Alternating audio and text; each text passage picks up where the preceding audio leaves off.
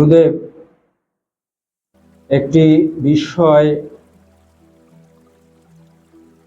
আত্মমঙ্গল সাধিত কখন হতে পারে, কাদের আত্মমঙ্গল সাধিত যতক্ষণ না হচ্ছে ততক্ষণ জগৎবাসীর মঙ্গল সম্পাদন করা যায় না। আসলে চারিদিকে যে উপকার করবার জন্য জগৎবাসীর মঙ্গলের জন্য কারা কারা জগৎবাসীর মঙ্গলের জন্য নিজেদের উৎসর্গ করেছে, চা বা থাকে না লাভালাভের অপেক্ষা করে না, কেবল অভীষ্টকে পাইবার জন্য পবিত্র করে। যারা নিজের জন্য কিছু চায় না, নিজের সম্পাদনের জন্য কিছু চায় না, জীবনটা পুরোটাই উৎসর্গ করে দিয়েছে গুরুর চরণে, যে উদ্দেশ্য নিয়ে তিনি কাজ করছেন সেটা তার তৃপ্তি অনুভব হয়, ভালো লাগা থেকে করতে থাকে, সেখান থেকে কিছু পাবে সেই আশাটা করে না, কখনো উপকার করে যাওয়ার বিষয় থাকে। আরেকটি এখানে গুরুদেব একটি কথা লিখেছেন চিঠিতে, সেখানে বলছেন জগৎবাসীর মঙ্গল সম্পাদন করিতে ইচ্ছা করিলে প্রথমে তুমি জগৎবাসীর মঙ্গল করতে যাচ্ছ। জগৎবাসীর মঙ্গল কি পার্থিব না, আধ্যাত্মিক উন্নতি, গুণের উন্নতি, এটাই হচ্ছে জগৎবাসীর মঙ্গলের নিমিত্ত কার্য করা। কে জগৎবাসীর মঙ্গল সম্পাদন করতে সমর্থ হয়? যে ব্যক্তি নিজের আত্মমঙ্গল সাধিত করেছে, মানে পরমপিতার দর্শন, নিত্য পরমপিতার দর্শন লাভ করেছে। যে ব্যক্তি ওই নিত্য ব্রহ্ম দর্শন লাভ করেছে, সেই ব্যক্তি অন্য আরেকজনকে একত্ব পাইয়ে দেওয়ার ক্ষমতা রাখে, সেই হচ্ছে আত্মমঙ্গল সাধিত করতে সমর্থ হয়। মানে অন্যের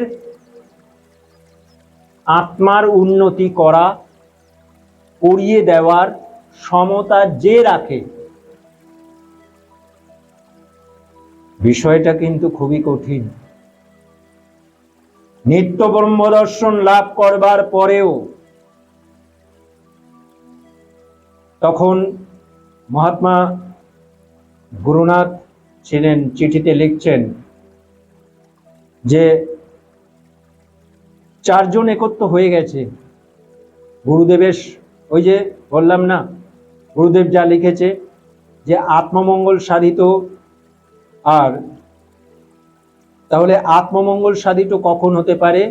যে অন্যের আত্মাকে উন্নতি করিয়ে দিতে যে পারে সেই হচ্ছে জগৎবাসীর মঙ্গলের নিমিত্ত কাজ করার ক্ষমতা তিনি রাখেন। আত্মমঙ্গল, অন্যের আত্মমঙ্গল করিয়ে দেওয়ার ক্ষমতা যার ভিতরে থাকে, তাহলে গুরুদেবের ভিতরে সেই ক্ষমতা ছিল। তিনি চারজনকে একত্ব লাভ করিয়ে দিয়েছেন, এবং ওই করার ক্ষমতা কার থাকে? যার নিজের আত্মমঙ্গল সাধিত হয়েছে, যার সে অপরের আর একজনের আত্মমঙ্গল সাধিত করতে পারে। এখানে পার্থিব বিষয় নেই কিছু। পরমপিতার দর্শন, নিত্য পরমপিতার দর্শন, গুরু হওয়ার উপযুক্ত গুণ সকল থাকবে, সমস্ত সিদ্ধি পরায়ত্ত থাকবে, সেই প্রকৃত আত্মমঙ্গল সাধিত হয়েছে তার বোঝা যাবে। সেটা লিখতে গিয়ে আরো বিস্তারিত আমি পরপর বলছি বিষয়গুলো কেমন। তাহলে তখন যে বিষয় বলেছিলাম যে চারজন তখন একত্ব লাভ করেছে। তার ভেতরে একজন ব্যক্তি, সে হচ্ছে সীতানাথ। এই সীতানাথ নিত্য ব্রহ্ম দর্শন লাভ করেছে, কিন্তু তবুও বলছে যে যাকে আমি গুরুভার দিয়ে যেতে পারি তা বঙ্গদেশে নাই। তাহলে আত্মমঙ্গল সাধিত করতে পারে না ওই চারজন। এবার এই যে লেখনির ভেতর দিয়েই প্রকাশ পাচ্ছে সত্য কেমন। সত্য শুনতে খারাপ লাগে, কিন্তু সত্য তো সত্য। আত্মমঙ্গল সাধিত ওই চারজন আর হয়নি। তাই যে আত্মমঙ্গল সাধিত করতে পারে সে গুরু হতে পারে। দীক্ষা দেবার, আদিষ্ট হওয়ার উপযুক্ত সব গুণ থাকবে, ছিল না বলে তিনি সত্য কথা বলে গেছে, যাকে আমি গুরুভার দিয়ে যাব বঙ্গদেশে নাই। এবং এই কথার উপর এখানে জগৎবাসীর মঙ্গল। তাহলে জগৎবাসীর মঙ্গল কি? পরম পিতার দর্শন লাভ করিয়ে দিতে পারে।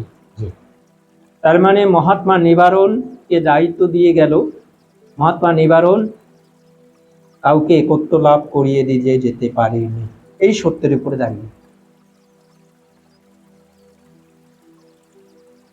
এক তো নিত্য ব্রহ্ম দর্শন তিনি করেননি, তখন নিত্য ব্রহ্ম দর্শন তিনি করেননি, গুরু হওয়ার উপযুক্ত গুণসমূহ ছিল না, তাই তিনি বলেছেন যাকে আমি গুরুভার দিয়ে যাই বঙ্গদেশে নাই। পরম পিতার নির্দেশে তিনি দায়িত্বভার দিয়ে গেছিলেন, কিন্তু এই কথার সত্য ওখানেই প্রকাশ পেল যে মহাত্মা নিবারণ পরবর্তী কাউকে একত্ব লাভ করিয়ে যেতে পারেনি। নিজের আত্মমঙ্গল সাধিত না হলে অপরের কাউকে আত্মমঙ্গল সাধিত করতে পারে না। ঠিক এই সত্য এখানে লুকায়িত আছে। কি বলছে? জগৎবাসীর মঙ্গল সম্পাদন করিতে ইচ্ছা করিলে প্রথমে আত্মমঙ্গল সম্পাদন করিতে হয়। এখানে জগৎবাসীর মঙ্গল কে করতে এসেছিল? জগৎবাসীর মঙ্গল করতে এসেছিল একমাত্র মহাত্মা গুরুনাথ। এখানে জগৎবাসীর মঙ্গল কে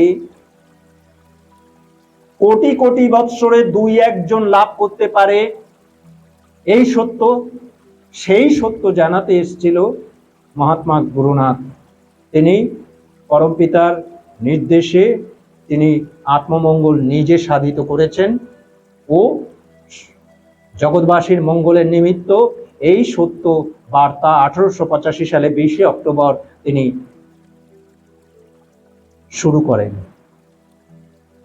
এবং 4 জনকে একত্ব লাভ করিয়ে দিয়ে যান। এই হচ্ছে মূল বিষয়টা এখানে, যে নিজের এখানে বলছে জগৎবাসীর মঙ্গল সম্পাদন করিতে ইচ্ছা করিলে প্রথমে আত্মমঙ্গল সম্পাদন করিতে হয়, নিজের আত্মার উন্নতি করাতে হয়। ওই গুরু হওয়ার উপযুক্ত, আদিষ্ট হওয়ার উপযুক্ত গুণসমূহ সমস্ত থাকতে হয়। আপনার চিত্ত যাহাতে অটল থাকে, আপনার চিত্ত, নিজের চিত্ত অটল থাকে, সেখানে এক চুল এদিক ওদিক হবে না, অটল থাকে ও বিশ্বাস পূর্ণ হয়, বিশ্বাস পূর্ণ, সেখানে কোনো অবিশ্বাসের বিন্দুমাত্র কিচ্ছু থাকে না ওই পরম পিতার প্রতি, গুরুর প্রতি বিশ্বাস পূর্ণ হয়। গুরুবাক্য অনুসারে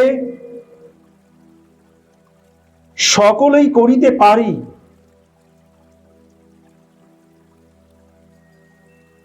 কথাটা কিন্তু খুব সরল ভাষায় লেখা, কিন্তু বিষয়টা কি সরল না। নিত্য ব্রহ্ম দর্শন লাভ করবার পরেও এই অবস্থা থাকে না।